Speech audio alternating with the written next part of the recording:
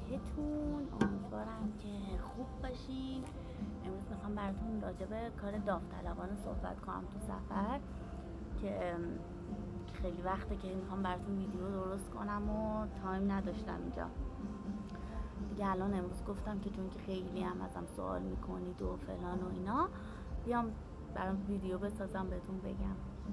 ببین، کار داوطلبانه تو سفر یه دونه سایتی هستش به اسم ورکوی.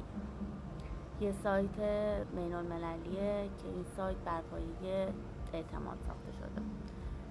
اینجوریه که یه کمکی به جهانگرداست، هم حالا از لحاظ مالی، هم از لحاظ اینکه بیای توی اون محیطی که قرار میگیری بتونی ارتباط بیشتری با مردم اون کشور برقرار کنی. بیشتر کشورها هم ورکوی دارن. ما خودمون این اولین تجربه‌مونه که الان اینجاییم تو کشور لاوس و داریم کار داوطلبانه انجام میدیم و حالا طبق حالا نمیخوام بگم شانس خواستمون، چیزی که حالا برامون پیش اومد، کاری که من دوست داشتم که حالا از شرکت که استفاده دادم اومدم بیرون، دوست داشتم که همیشه کار تولید محتوا و اینا رو ادامه بدم، این کار رو انجام بدم که حالا به عکاسی من ربط داشت و اینا. تو ایران خب اون چند ماهی که بعد از اینکه استفاده دادم یه ذره چون دچار تغییر بودم نتونستم اونجوری که دوست دارم حالا انجام بدم و اینا، نشد. بعد توی این سفر که اومدیم اولین ورکویمون توی هتل الان و کار داوطلبانه اینجوری شد که من کار تولید محتوای هتل رو انجام بدم و واقعا دارم لذت میبرم، دارم قشنگ رویامو اینجا زندگی میکنم. خیلی خیلی برام خوب بود. ولی حالا کارهای دیگر هم واقعا دوست دارم تجربه کنم، مثلا برم تو مزرعه کنار آدمای محلی اینا، که حالا انشالله تو ادامه سفر بتونم این کارم تجربه کنم. باز میام راجبش باهاتون صحبت میکنم.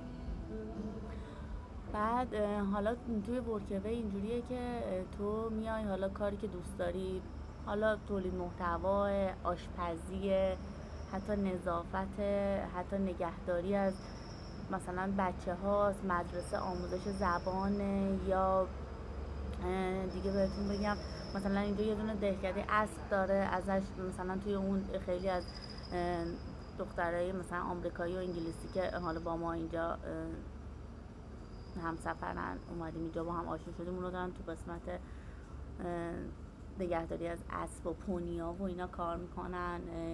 بعد نجاریه که مثلا حالا سینا خیلی دوست داشت که این کار تجربه کنه، الان اینجا تو کار نجاری داره کمک میکنه، یه جایی هم به من توی تولید محتوا کمک میکنه. ولی خب همین باعث شد که مثلا ما یه کار جدید هم بتونیم یاد بگیریم. اینجا الان سینا با یه دونه پسر هلندی داره مثلا این کار رو انجام میده. الانم دقیقا روبروی من داره انجام میده، دارم ویدیو رو ضبط میکنم. من کارم تموم شده، گفتم بیام ویدیو رو براتون ضبط کنم.